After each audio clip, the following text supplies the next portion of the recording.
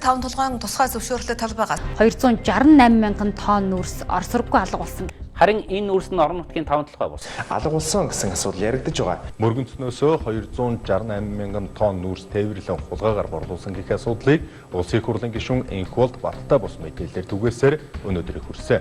268.3 мянган тонн нүүрс, 390 мянган тонн нүүрс, 268 мянган тонн нүүрс бол 340 мянган тонн нүүрс, 68 мянган тонн нүүрс. Энэ 268 мянган тонн нүүрсийг үнэхээр орон нутгийн 5 толгой авсан юм уу? 5 толгой компани. Нүүрс.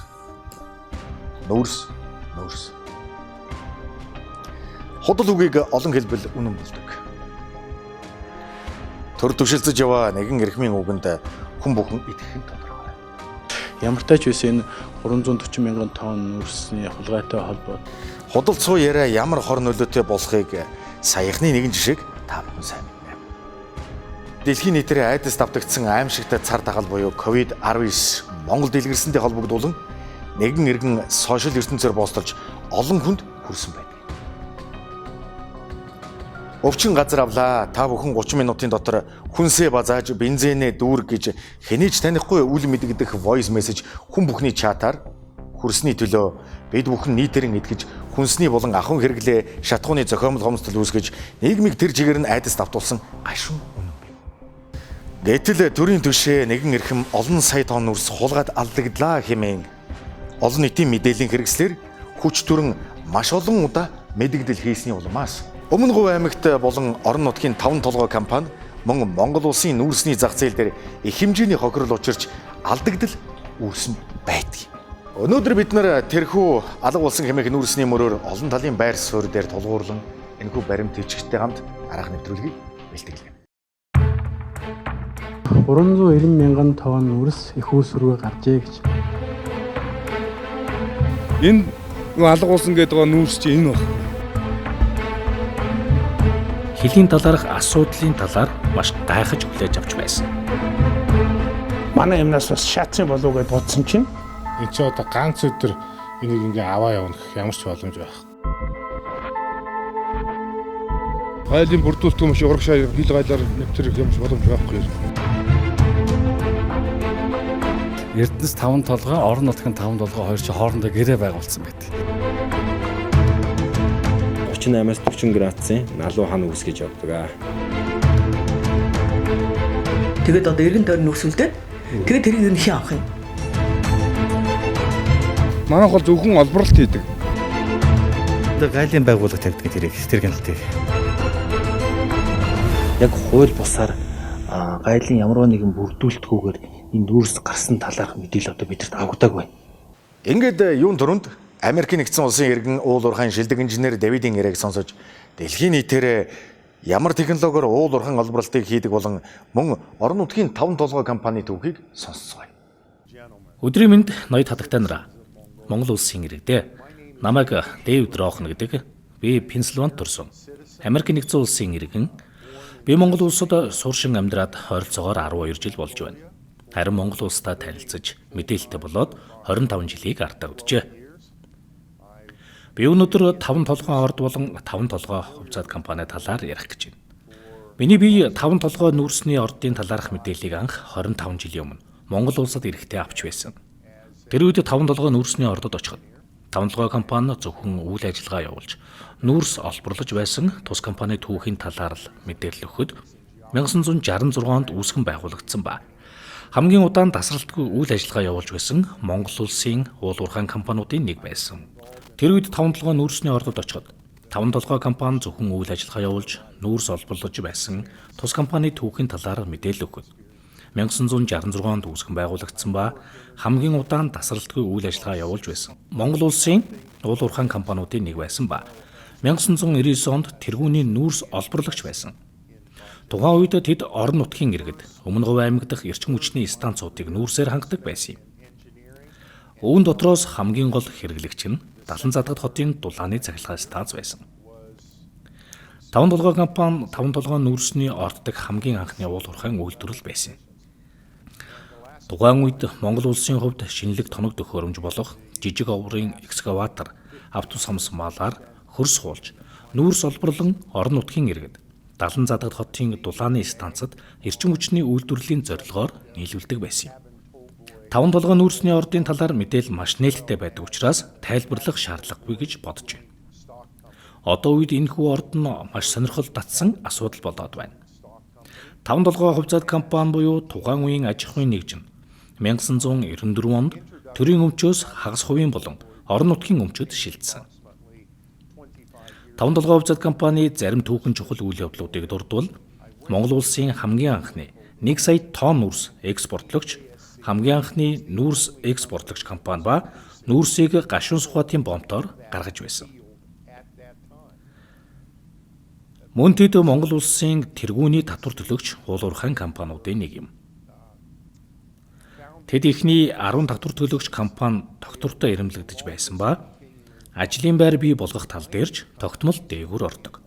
Монгол улсын компаниуд болон уулуурхайн компаниудын хувьд техникийн талаас авч үзэхэд тус компани үүсгэн байгуулагдсанаас өнөөдрийг хүртэл олон улсын стандартын түвшинд үйл ажиллагаагаа явуулж ирсэн.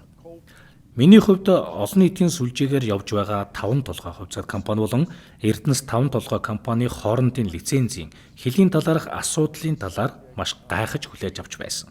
Энэхүү асуудал нь дэлхийн уулуурхайн үйлдвэрлэлийн альж газар нэлээд түгээмэл юм.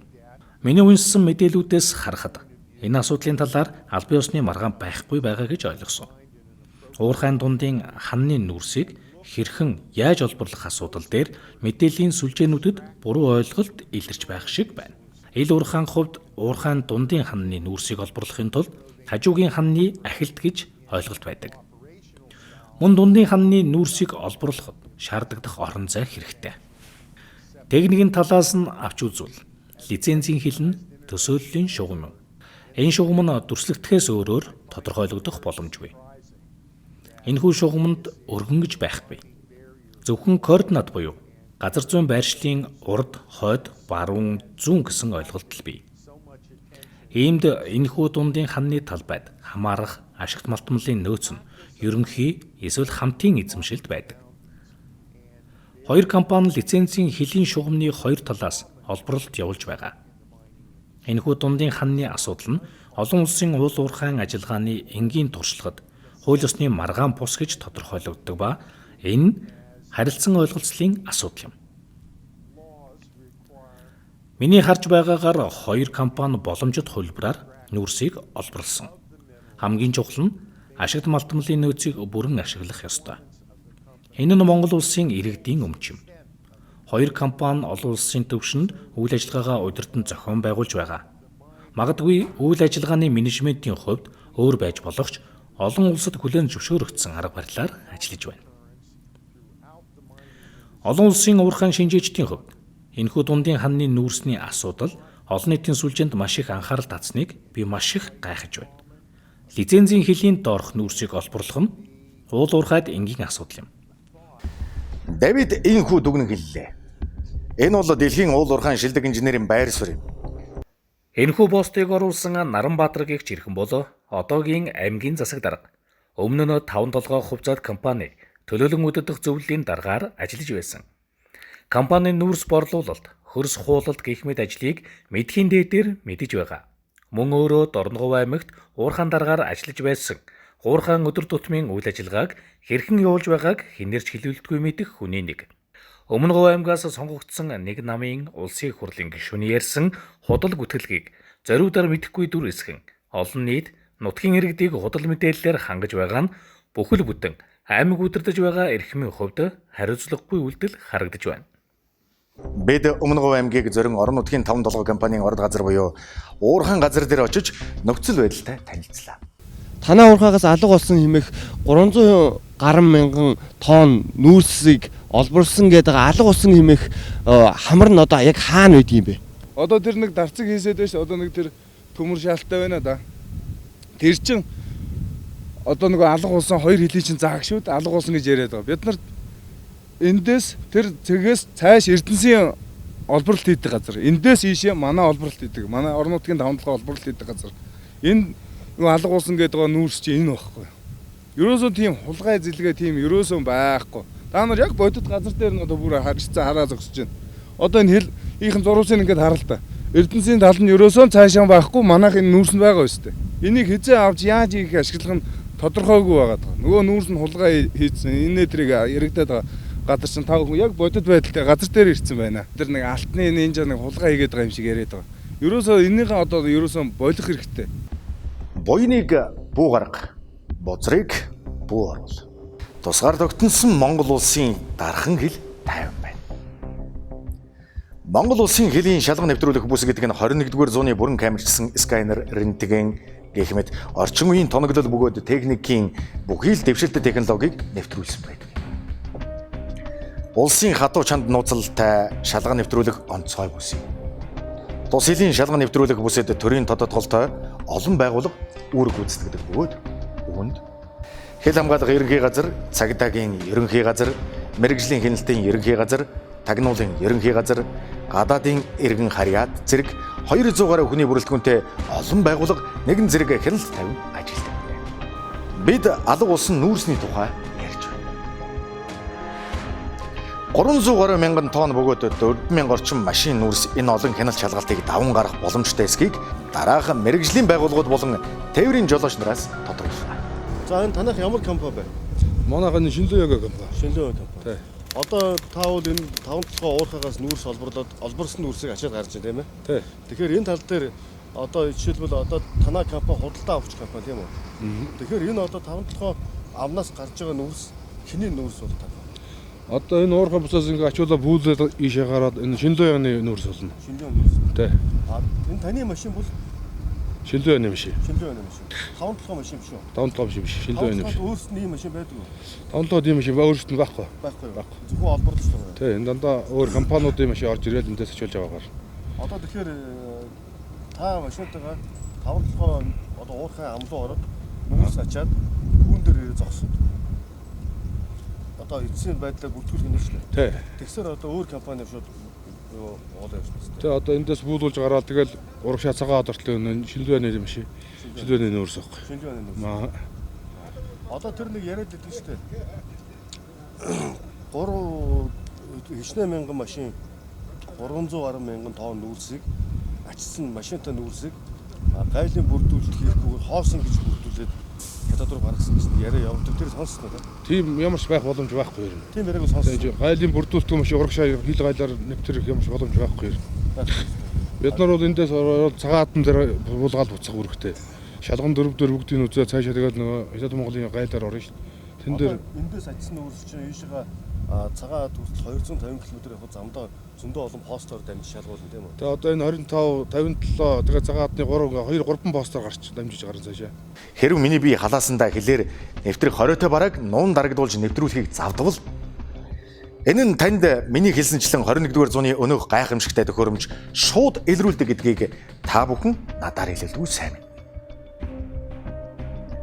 Хэрв 4000 машин нүүрс хууль бусаар гарлаа гэж бодоход улсын тэг зэгээс дараагийн цэг хүртэл өндөр хууль тогтоомжтой авилга хээл хагуулын эсрэг дэлхийн хамгийн хатуу цаазын хуультай бүгд найрамдах Хятад ард улс гэж байгааг санагдав.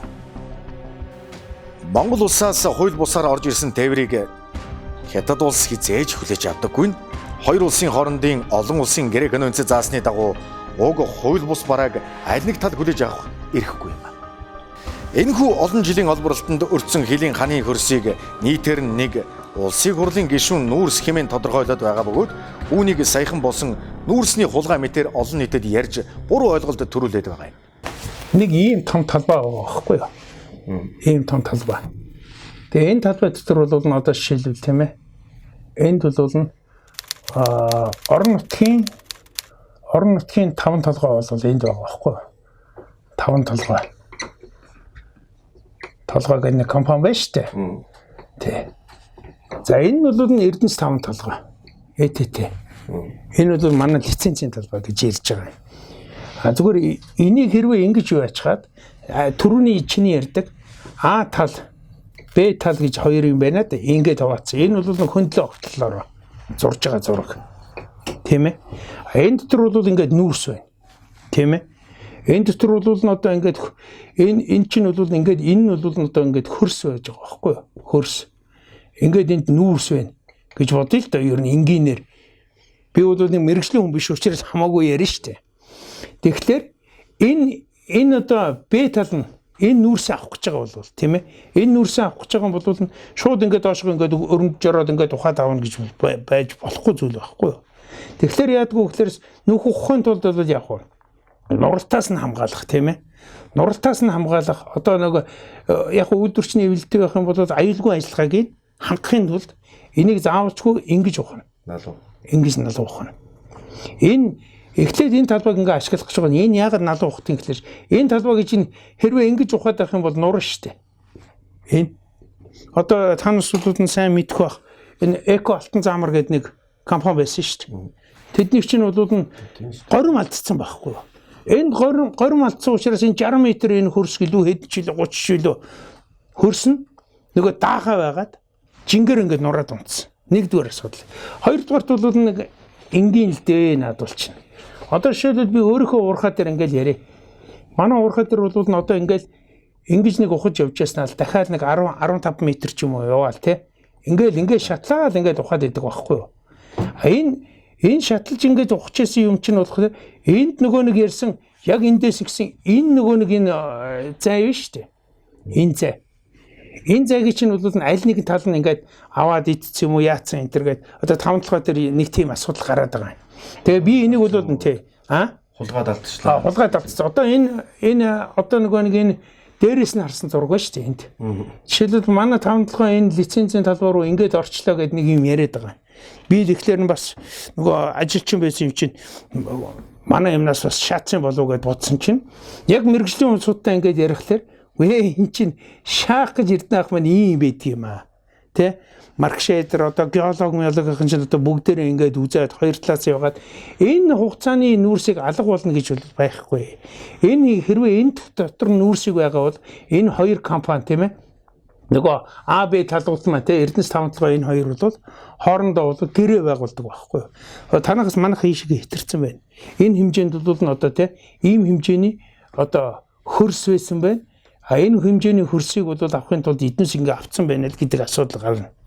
Тэгвэл хэрвээ энэ асуудлыг ингээ гарцсан бол би бас зүгээр савгуутай сонирхож ирсэн. Тэгэхээр энд ямар нэгэн асуудал байхгүй одоо тэднийх ягаа шүүхэд өгдөггүй шоронд өгдөггүй энэ ч хулгай гэсэн чинь эртнийхээ наад хулгай гэж болохгүй. Хэрвээ энэ талбайгаас ингээд авцсан бол эднийхээс ингээд авахыг л ингээд хорондоо нэг бассейны нүүрснүүдийн хооронд нь ингээд зохицуулж одоо болно штэ. Тэгэхээр эн чинь энгийн ойлголт байгаа байхгүй. Энийг ойлгохгүй улсууд бол юу ч гэж шааж болно л да. Ухаад авцсан одоо онголгоод авцсан энэ төр гээд. Тэгэхээр энийг би хулгай гэхээсээ илүү энийг те хин нэг хүний хулгай гэж харлуулахаас энэ бол технологийн горим нэгдүгээр. Хоёрдугаар энэ хоёр компани хоорондоо бол гэрээ байгуулдаг байхгүй юу? Одоо те манайхан одоо ийм давхаргын ийм одоо геологийн ийм юуг ингээд авцсан байна. Ийм хэмжээний нүүрс бол юу гэлээ тэр чи 60 эдэн мянган тонн нүүрс алгууллаа гэлээ юу гэлээ 268 мэдгүй ямар ч байсан нэг 60 эдтэй нэг нүүрс алгуулсан гэж байгаа. Тэгээ тэр нүүрснийхээ асуудлыг бол одоо ингэж шийдэл явж байгаа байх л гэж бодож байна. Мэдээж бол энэ компани инчнээс ингээд авсан бол дараад нь энэ өөр лицензийн талбаанаас манайх бол аваад явах боломжтой зүйл. Тохиролцсон гэж яриад байгаа хоорондоо бол. Тий хоорондоо тохиролцсон бол энэ одоо нэг хайхтар одоо хин нэг хүн одоо яриад ингээд яваад ах юм уу? Аль эсвэл энэ чинь ойлгохгүй улсуудыг бол хүмүүс бол юу яадаг байхгүй юу? Ойлгохгүй улсуудаар бол хүмүүс тоглоод байдаг байхгүй юу? Тийм учраас тийм тоглолтод л оруулахгүй байх хэрэгтэй. Энэ чинь хоёр компани л асуудал. Хэрвээ манай компани тэдний компаниг шүүхэд өгсөн бол өөр асуудал. Аль эсвэл магадгүй одоо энэ чинь шүүх мөхч юу ятсан нэг авилгалтай тэмцэх газар мазар энэ төр гэдэг олон юмнууд байгаа шүү дээ. Тэднээс ч гэсэн бас энийг ойлгох хэрэгтэй. Би бол энэ нэг хулгай гэхээсээ илүү тийм ээ. Энэ ойлголт. Ухаандаа энэ маркшейдер геологийн зураг байна. Маркшейдрийн хэмжилт байна. Энэ бүхэн чинь бол нь тийм ээ. Энэ бүх юм чинь эндээс бол нь одоо нэгийг ч дутаахгүйгээр авч чаддаг тийм төвшөнд очсон цаг үе. Ер нь бол наадах чинь инженер л явахад одоо ч нөгөө хүмүүсийн нийгмийн сэтгэлгээ чинь бол тэ нэггүй нэг идсэн авцууцсан гэж идчлээ уучлаагүй л айгүй түргэн хараад байгаа шүү дээ. Ойлгоод байгаа. Тэр сэтгэлгээгээр хандаж болохгүй. Ялангуяа ийм уул геологийн ажил юмд ашиглалтын асуудал дээр бол ердөөсөө болохгүй. Энэ дээр бол нарийн ханддаг юм нь бол өөрөө аргачлал нь байна шүү дээ. Тэр маркшерүүд байж байна, геологууд байж байна. Хэдэн метр хөрс байсан, хэдэн метр нийслэг байсан. Энэ чинь зүгээр одоо бол орчин үед бол ингээд өрмөөр те өрмөөр өрөмдөл хэдэн метр тийм байсан юм байна, хэдэн метр тийм байсан юм байна. Ингээд нөгөө юуны ажлын өрөм гэж байдаг л да бас 50 метр ш тавьдаг юм уу. Тэгэл тэр юугаар нь гаргаал ирнэ. Зүгээр хин нэг хулгай хийцэн авцсан гэхэд бол би итгэхгүй байгаа. Итгэдэгчгүй тийм юмд. Анхандаа бол гайхширдаг байсан. Одоо бол нийтэхгүй л дээ. Болов. Тий одоо бас нэг уурхачин би нэг 10 жил ажиллачлаа. Тэр чиглэлээр бол би бол итгэхгүй. Энийг хулгай гэж ярьж болохгүй зүгээр. Үүнийг нэг жишээлбэл таны өөрийн хувийн бодол гэж байна. Нэг улс төрчин нэг болчимгүй үгнээс болж энэ компани хувь зэ ирэх боломжтой юу? Одоо иргэжил баг шүү дээ. Иргэжил байгаа юу? Тий. Яг энэ уурхаагаас чинь ингээд дамжаад одоо энд тийм ээ одоо энэ нүүрсийг чинь тээдэг, зөөдөг энэ төр улсууд тэднээсийн ард тэжээдэг улсууд гэж ярих юм бол энэ бол их том компани. Энэ бол Монголын эдийн засаг бол нийгмийн амьдралд бол маш чухал нөлөөтэй өгөх компани. Тий. Би бол тэр талаас нь бол захын харж байна. Энэ нүүрснийхээ улнаас ухаж байгаа мөртлөө өөрийнхөө одоо энэ засгийн газрын тогтоол шийдвэр ашигт малтмуулын тухай хуулийн дагуу олборлыг гэвэл энэ өөрт ногдож байгаа энэ тусгай зөвшөөрлийн хэлийн ойрлож байгаа нүүрсийг бүрэн иж бүрэн авъя гэвэл яг энэ лицензийн хилээс цааш нухах хэрэгтэй. Заавал. Тий, заавал. Заавал авах хэрэгтэй. За энэ ашигт малтмуулын газар бол юу гэж ярьдаг вэ гэхээр зэрэг айлын хил рүү давуулаад хэрэггүй гэж ярьдаг.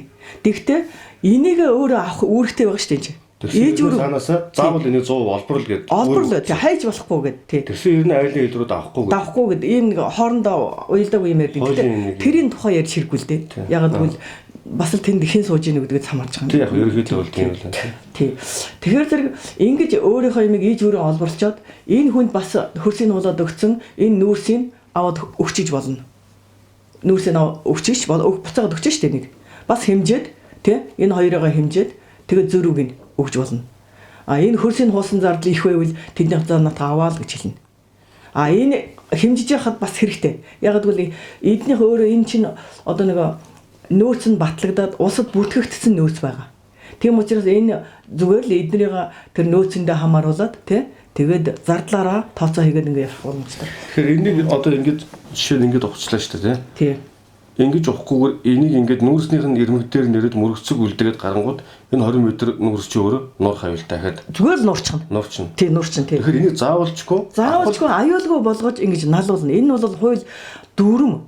Аюулгүй ажиллагааны дүрмийн дагуу илүү уурхай нэгдсэн дүрм гэж байдгийг. Дэлхийн стандарт. Дэлхийн стандарт. Энэ бол олон улсад мөрддөг ерөөсөө л ийм заавал ингэж олборлох хэрэгтэй дүрм. Тэгэхээр одоо энэ олборлсон нүүрс одоо энэ бол одоо хичнээн тоон нүүрс гэдэг нь бол шууд тогтоогдно. Шууд тогтоогдно. Ил байгаа юм. Ил байгаа. Ил байгаагаас гадна энэ бол огтл дээр ингээд зураг зохиогдсон. Геологийн зурган дээр бүр ингээд зөсөл тулган дээр зохиогдсон. Тэгээд одоо энэ Б тал энийг ухахтаа А талын энэ талбаараа орсон маань хэсэг болно тийм ээ. Тэгэхэд энэ дээдлийн хөрс хуулалт өөрөө асар их өндөр зардал гарч байгаа тийм ээ. Асар өндөр зардал гарч. Тэгэхээр энэ зардал энэ нүүрс хоёрыг нь баланслаад баланслахгүй л дээ. Яг бол энэ их өндөр зардалтай энэ жоох юм байгаа үстэй. Тий. Тэгэхээр зэрэг яг энэ талаад жишээлбэл энэ нүүрсний ягаад та энэ компани өрөнд орж харах юм шиг ер нь л үгүй энийг та нар нөөцөндөө эднийх бүртгэж авчаад энэ тэдэн төгрөг болж байна. Нэг ашиглалтын зардал нь энэ одоо энэ бол 100 сая төгрөг болж байна. Энэ болохоор 70 сая төгрөг болж байна гэж болно шүү дээ. Эсвэл 30 сая төгрөг болж байна гэдэг. Тэгээ энэ ч яг хөө ингээд нэг урт юм байгаа шүү дээ. Лицензийн хэлийнхаа дагав. Тэгээд үнэлээд ирэхээр тэр маргаар ярьдаг байхгүй юу. Тэгээд тийм учраас энэний одоо сайн харах юм бол одоо нэг 3-ны одоо яг энэ эзлэхэн жингээр нь үржүүлдэг. Эзлэхэн жингээр нь үржүүлдэг. Тэгэхээр нэг тийм 5-1 хавцал тийм 4-1 ч гэсэн яг л тийм эзлэхэн жингээр яачаар арай том та харагдчихдаг байхгүй. За метр кубээр нь харах юм бол одоо 5-1 үү тийм баг тийм байгаа. Тийм 5-6 ч юм уу тийм ийм их жоох юм биш. Тэгэхээр ер нь иймэрхүү одоо маргаан үүссэн газарууд бол энэ бол заавал хуулиар шийдэх шаардлагагүйгээр хоёр компани хоорондоо тохирол энэ танаа энэ хөрсийг хуулж өгсөн. Эндээс яг нэг уулуурхай стандартын дагуу ингэж авсан. Тэгэхээр энд хэрвээ илүү нүүрс одоо гарсан бол нөхөж аавн ч гэдэг юм уу. Нэг бол энэ дээдлийн уулын ажил хийсэндээ баланслуулах ч байдаг юм уу. Тухайн нүүрснийхээ одоо нэг ашигтай нэг коксцсон ч юм уу тэр нүүрсний үнэлгээнээс хамаарат энийг тохирол явуулчихна шүү дээ тийм үү. Тий. Энэ айлд өөрт нь бас ижил юм тохиолдох учраас энэ айл руу орохдоо бас ижил юм тохиолдно. За энэ кино нэг ч тэгвэл одоо энэ Б тал А тал руу ингээ орсон байна тийм үү? За А талын лиценз чинь бас муу ингэж яваад бас дуусна. Нэг газар ингээ улаан шугамдаар дуусна. Тэгэхэд энэ А тал дахиад ташаа авах нь. Дахиад ташаа авах. Энэ А тал өөрийнхөө ямиг аль болохоор ижүүрийн олборлоо шүү дээ. Тийм учраас энэ бол энэ А талын юу вэ? Одоо уурхайн одоо олборл энэ лицензийн тусгаар юугаар хязгаарлагдсан юугаар олборлох арга нь байхгүй юу? Ийм одоо ийм л байдлаар заавал ашиглана. А энэ болохоор Б талынх нь энэ. Тэгэхээр хоёулаа ижилхэн юм байж байгаа байхгүй юу? Одоо жишээ нь кино шүү дээ. Хамгийн энгийн ойлголтоор. Б тал ингээд тухангууд А тал одоо маргаан гарах юм жишээлбэл. Маргаан гарч болно. Танай одоо манай талбай руу орцсон байна маргаан гарна. Гэтэл А тал чи өөрөө мөн энэ зовлон амсна шүү дээ. Амсгүй яах вэ? Ийшээгээ хойшоо ухарж яваад хойд зүг тулаад дахиад хилийн баган дээр их нэ. Зураасан дээр. За энэ дээр ирэнгүүт энэ талд нь дахиад нэг компани байна шүү дээ. Тэгэхэд А тал өмнө эднийхтэй маргаж ирсэн шигээ дахиад тэгвэл А тал захиж ингэж ухах гэдэг шүү дээ. Тэгэхээр энэ бол маргаан гарах зүйл тийм шаардлагагүй юм гэсэн. Ерөөсөө шаардлагагүй. За хамгийн ямар үед шаардлагатай болдгоо гэхээр би ийм яг юугаар орж исэн байхгүй яг ийм адуун чулуун дээр ийм яг мэрэгжлийн бус улсууд авж байгаа шүү дээ нэг газар лицензийг. Тэгээд авчхаад манай 500 мянган тонн нүрсийг олборлцсон байна гэж одоо чинь ярьж ирсэн. Тэгээд та энийг одоо шийдвэрлэж өгөөч гэж. Тэгээд би хяналтын албантай очиод зураг зурж агаад тэрийг гаргаад энэ шаардлагагүй юм байна. Яг бол танаа их хэмжээний хөрсийг хуулсан байна. Балансуулчихад болох юм байна гэж хэлээд шууд зөвшөөрсөн шүү дээ. Тэр банкны эзэн байсан тэр үн. Тэр хөрс хуулж өөр асар өндөр зардал. Асар өндөр зардалтай. Тэгээ өөрийн өртгөөр нь ингээд би тэр өөрийн өртөг бүх юмыг цуглуулж агаад өөрийн өртөг гэдэг нь ашиглалтын зардал. Тэгээд ингээд яасан. Яагаад гэвэл бараг жил танайх тэднийд хөрсөө хулсан гэдэг илүү зардал төлөх юм байна шүү. Яг хөөцөлтөд явбал. А зүгээр та нар өнөөдөр 500 мянган тонн нүрс зүгээр шууд хаях биш одоо баланс тохиролцоод баланслуулчих. Тэгээд хил амгүй айтайхан бич болох юм байна гэж ингэ шийдсэн шүү дээ. Одоо энэс та нар хэтрүүлж болохгүй гэд. Тэгээд дээ шүү дээ тий. Энэ айлыг энэ лицензийг хилээс гаргаж болохгүй гэд тэгдэг байхгүй юу? Тэгэхээр зэрэг гаргаж болохгүй байх юм бол энэ айл энийг хаячих гээд байхгүй одоо энийг одоо биш бүр эндээс ийшээ олборлох хэрэг болчихж байгаа. Тэгэхээр бүр их хаях болчихж байгаа. Тий. Тэгэхээр зэрэг энэ бол юу гэхээр ашигт малтмалгаа хуулигаа барих нь зүйтэй гэж би боддог. Хуулийн дагуу иживрэн олборлох. Нэг жоохон нөөцөө ихэнх нь одоо лицензийн хил гэдэг юмар ягаад хайчихтай явах. Голыг ухаад авна гэсэн үг шүү. Тэгээд одоо эргэн тойрны нөөцөлдөд тэгээд тэрийг ерөнхий авах юм. Энэ айлууд л автаараа шүү. Тийм учраас анханасаа тэр хоёр айл бол хоорондоо сайхан яар тохиролцоод тэг авчих хэрэгтэй. Ер нь бол иймэрхүү маргаанууд бол хоорондоо яриа шийдвэждэг. Хоорондоо яриа шийдвэждэг. Энийг хуулиар гүгээд маргаан саддаг ч байхгүй юм байна шүү дээ. Маргаан садчих юм байхгүй. Тэр айл өнөөдөр ингэж маргаж яач гэсэн дараа нь дахиад өөртөө тохиолдно. За Эрдэнэс тамлагын хувьцаат компани Цанхи уурхай тамлагын хувьцаат компани ил уурхайтай хиллэжүүд тусгай зөвшөөрлийн хилийн дагуу үйл ажиллагаа явуулахдаа за их босоо 90 градусаар уулын ажлыг явуулах боломжгүй байдаг учраас 38-аас 40 градусын налуу хан үүсгэж явдаг. За ил уурхай аюулгүй ажиллагааны процессын хувьд за тусгай зөвшөөрлийн хилийн дагуу үйл ажиллагаа явуулахдаа за тусгай зөвшөөрлийн хил гэдэг бол мэдээж их цусоо 90 градусын байгаа.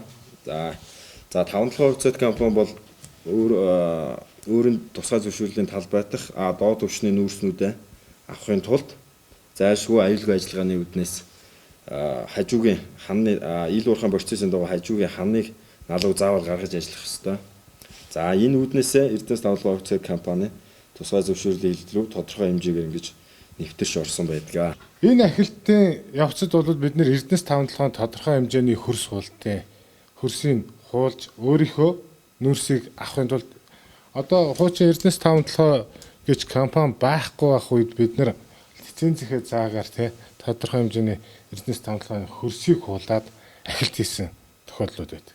Ингээд дахиж явж явах үед маань энд ч юм уу энэ ч юм уу ийм нүрсний содлууд үе давхаргууд орж ирэх тохиолдлууд байсан.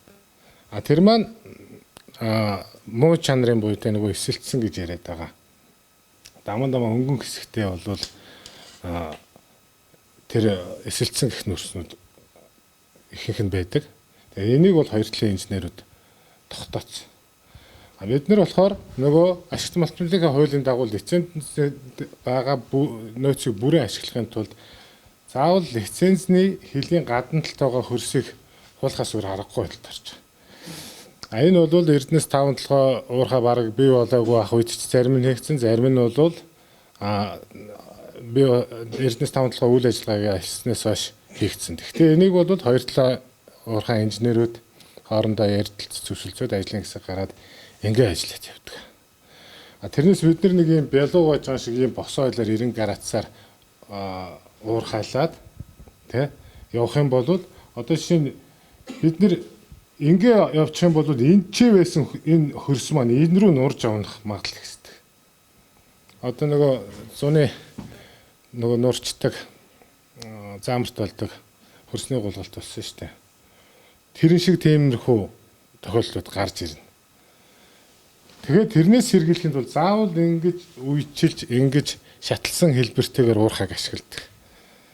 Тэгээ энэ дээр өссөн нүрсүүдийг маань нөгөө бид нарыг аваад явцсан хулгай хийсэн юм шигээр яриад байгаамаа. Энэ чэнэс гарсан нүрс, энэ чэнэс ч юм уу энэ бол хэдүүлээ зүгээр ингээд зурган байдлаар ярьж шүү дээ. Тэгэхээр энэ дээр гарсан нүрс маань магадгүй хэдэн чооны өмнө хэдэн жилдийн тий хэдэн онд ч хийгдсэн ажил байгаа. Энэ ч одоо ганц өдөр энийг ингээ аваа явна гэх ямар ч боломж байхгүй.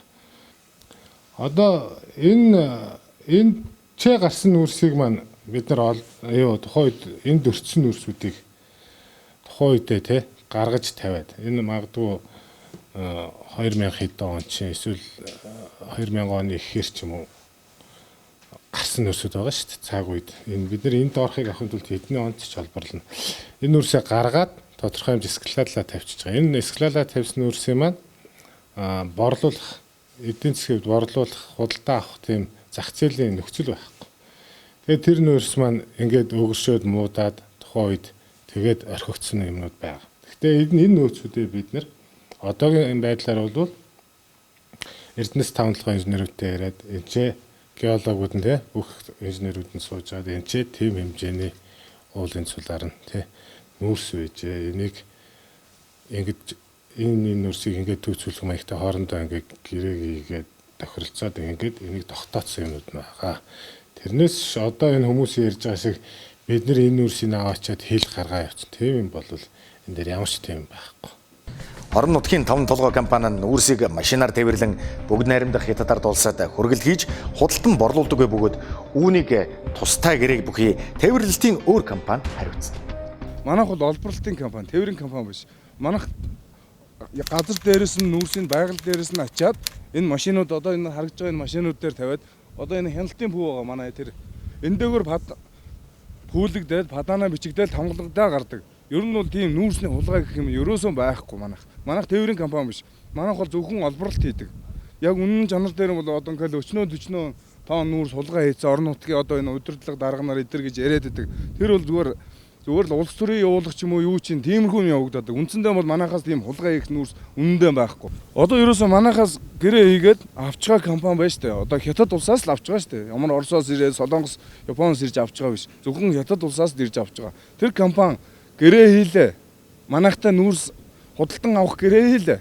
Дараагийн тээвэрлэх компани туслаа хурж ирээд тэр компанитайгаа гэрээ хийгээд бариад хүрээд ирж тэр хоёр чинь тээврийн компани, нүүрсний компани хоёр нь. Тэгээд манайх энэ ийм дугаартай, ийм сериал дугаартай ийм машин ирнэ гэд гэрээн дээр нь заагаад өгнө. За тэгээд орж ирээд энэ хоосон машин пүүн дээгүүр орж ирээд доороос нүүрсээ ачлаа, пүүн дээгүүр гарлаа, тэр компани л өмч. Манайх зөвхөн нүүрсээ ачаад өглөө л тэр компани хариуцлага. Манай компаниас худалдаж авсан нүүрсээ цааш нь манайх цагаан хад руу хөргөж өгөөд цагаан хаднаас нь цааш нь манайх гаргадаг гэж хүмүүс ойлгоод байгаа. Манайх бол зөвхөн амны нөхцөл буюу манай уурхагаас ачаад гараад ирлээ. Одоо энэ байгаа энэ пүүн дээр пүүлэгдэж гарлаа.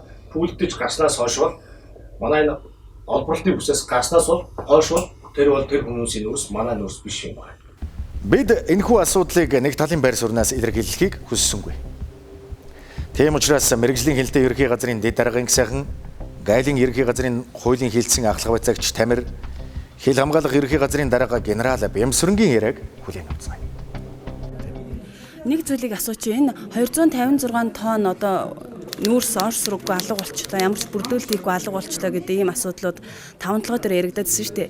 Яг тэгээд бүртгэл хийхгүй ингээд хилэр гараад явчих юм боломж байдаг юм уу дараа? Тийм боломж явах. Тэр миний одоо хариулах асуудал биш байна тийм. Ер нь бол тийм боломж байх уу? Боломжгүй тийм.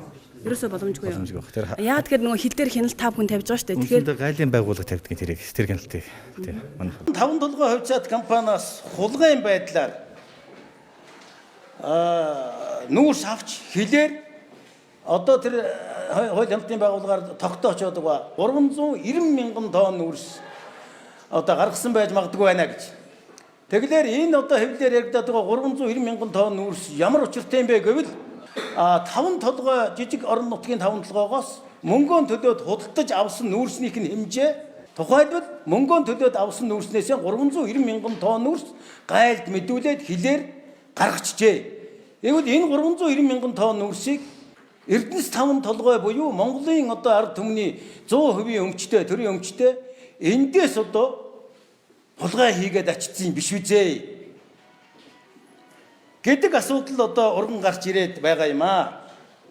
Гайлын байгууллагаар одоо хилийн бомбуудаар дамжаад экспортод гарч байгаа бараа бүтээгдэхүүн ялангуяа өнөөдрийн ярьж байгаа энэ нүүрс ер нь одоо гайлын бүрдүүлэлт хийгдэхгүйгээр гайлын хяналтаас гадуур гарах юм боломж ер нь байгаа юм.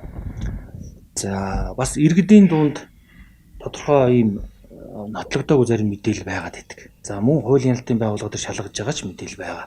Ер нь бол яг гайлын байгууллагын үндсэн үйл ажиллагаа хууль загснаар яаж явдаг вэ гэхээр зэрэг улсын хилээр орж ирж байгаа бараа мөн Монгол улсаас хилийн чанарт гарч байгаа бүх төрлийн бараанд тухайн хилийн бомбд ажиллаж байх цагийн хуваарийн дагуу тасралтгүй хяналт тавьж идэг.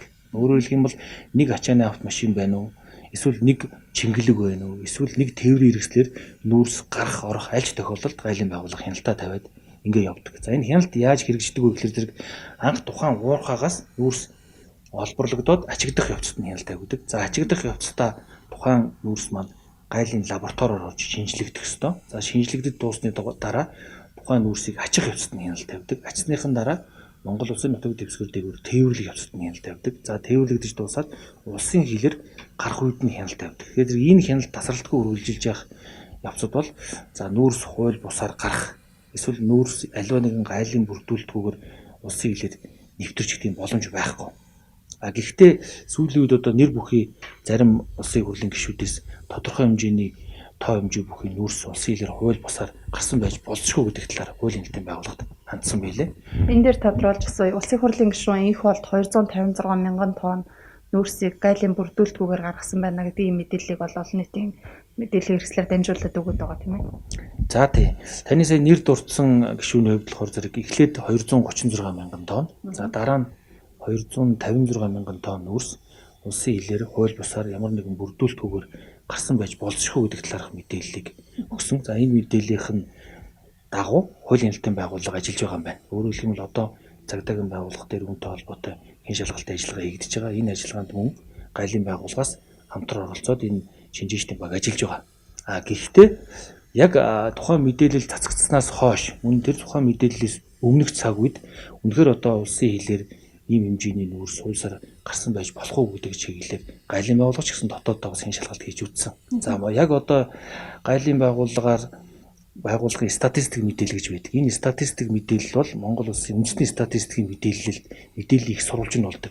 Гол их сурвалж болдог. Энэ мэдээллээс ингээд шүүгээд үзэхэр зэрэг яг хууль бусаар гайлын ямар нэгэн бүрдүүлэлтгүйгээр энэ нүүрс гарсан талаарх мэдээлэл одоо бидэрт авагдаг байна. Бидэрт авагдсан мэдээлэлэр бол улсын хилээр гарсан тухайлбал 2019 он эсвэл тэрний өмнөх онуудын мэдээлэлээр 36.4 сая тонн, тэрний өмнөх жил 28 сая тонн, тэрний өмнөх онд 26 сая тонн гэдэг экспортод гарсан мэдээлэл маань бүгдээрээ гайлын бүрдүүлэлт хийгдээд гайлын хууль тогтоомжийн дагуу тодорхой хураамжууд нь төлөгдөөд за ингээд гайлын мэдүүлэг бичигдээд гадаад худалдааны статистик мэдээлэл нь авагдаад гайлын байгууллагын зөвшөөрлөөр улсын хилээр хяналтанд ор нэвтэрсэн байгаа. 8 бомбоор улсын хилээр нүүрс экспортод гардаг гэж ингэж үзэж болно. За энэ тэгэхээр 8 бомбтууд дээр гайлын байгууллага тасралтгүй 24 цагаар за бусад бомбтууд дээр нь ажлын 8 цагийн хүрээнд тогтмол хяналт тавиад ажиллаж байгаа. Нүүрс хилээр орс руугаа алга болцсон гэдэг байгаа шүү дээ. Яг тийм боломж юу байх уугүй юу? 5 толгой нүүрс Эндээс та мэдээлэл өгч. Нөгөө 5-7 нүүрс. Бүтээр үү юу? Тий. Аа. Гэхдээ эн чинь бол угаасаа шийдэгдсэн шүү дээ. Тэгээ тэр ордоос алга болнох нь хааш юм. Одоо нөгөө лиценз чинь одоо бүлэг орд байгаа шүү дээ. Тэгээ бүлэг орд чинь ингээд лицензээр хуваацсан байхгүй шугамар. Тэгэнгүүт яасан гэхээр нөгөө Эрдэнэс 5 толгой, орон нутгийн 5 толгой хоёр чинь хоорондоо гэрээ байгуулсан байдаг. Акт үлдсэн байдаг байхгүй. Бид нар шалгалт дээр очиход тэгээд хоорондоо нөгөө нүүрсээ одоо манай танахаас одоо бид тэшний одоо тооныг авсан. Одоо ийм одоо кокс нүүрс хэдэн тоон, эрчим хүчний нүүрс хэдэн тоон, саацсан нүүрс хэдэн тоон гэдэг хоорондоо үйлдээд акт үлдсэн. Тэг хоорондоо тэгээ акт алга болоогүй юм уу те? Тэгээ яг аваад нэг нь одоо гарч байгаа шүү дээ. Харин одоо бүх уурхаанууд л ер нь одоо нөгөө нэг шугам шиг ингээд тастаад хажиж байгаа шүү дээ орд чинь. Тэгэхээр заавал нэгнийхээ одоо газар руу орж байгаа ер нь бол. Тэгтээ тэрийг нөгөө хооронд акт үлдээд ингээд явах хэрэгтэй. Гол нь одоо нөгөө санхүүгийн асуудал байгаа шүү дээ. Нэгнийхээ одоо талбаар орж байгаа шүү дээ. Хөсөг орж байгаа байхгүй. Тэгтээ нөгөө нүүрсээрээ өгөх юм уу? Мөнгөөрөө өгөх юм уу гэдэг нэг аль нэг нь аваад гарсан бол. Тэр асуудал одоо шийдэх хэрэгтэй. Тэрнээс бол бас цог дутцсан ч юм уу тийм асуудал байхгүй юм уу? Хилээр одоо хоосон бүрдүүлэлтийгээ гаргацсан ч юм уу? Гэхдээ тэр чинь нөгөө нэг хоорондоо одоо гişүүдийн мэдээлэл болохоор зэрэг ингээд цог дутцсан тий 256 тонн нүүрс цогтолцсон. Тэгээд хоосон бүрдүүлэлтийгээд гайлаар гараа явуулсан. Акт үлдээд би чамаас тэдэн тонныг авцсан шүү гэд килограмм гаргаад ингээд тонноо гаргаад акт үлдсэн байгаа шүү дээ. Тэгэхээр тэрий ч одоо хулгай гэж хэлэхэд хэцүү бас. Тийм учраас одоо хоорондоо за танах ингээд авцсан юм байна, танах өгцсөн юм байна. За тэгэхээр танах одоо энийхээ мөнгөөр авах юм уу, нүүрсээрээ төлөх юм уу гэдгээл энэ хоёр компани хоорондоо тохирох хэрэгтэй. 268 мянган тонн тэр одоо мөрөгчгийг бид нар шалгаж гаргаж ирэх хэрэгтэй. Зүгээр тооцоололдсон юм уу, тэр мэрэгжлийн инженерүүд одоо 268 мянган тонноор ч бас алдна гэж байхгүй байх л да зүгээр. Яг энийг бид нар нарийн цаатаа судалгаа хийгээд ажлын хэсэг гаргаад хууль хяналтын байгууллагатай зэрэгцүүлж ороод яг одоо бодит үннийг тодруулж та бүхэнд хэрэгж мэдээлнэ. Хэрв хулгайгаар нүүрс гаргана гэж бодвол бид ямар их олон шат дамжлагтайгаар туулж гарах вэ гэдэг нь ойлгомжтой боллоо. Бид олон талын их сурвалжийг танд хүргэлээ. Үзэгч та мэлми оюунда нэгийг бодож хоёрыг тунгаан үзье. Ийхүү төрийн түшээгийнх тодотгуултаа эрхэм улсын хурлын гишүүний хэлсэн болчимгүйг нь ямар их хор хөнөөл учруулдгийг та бүхэн бэлэхний харлаа. Энэ хүн нэвтрүүлэг нь энэ хүрээд өндөрлөө.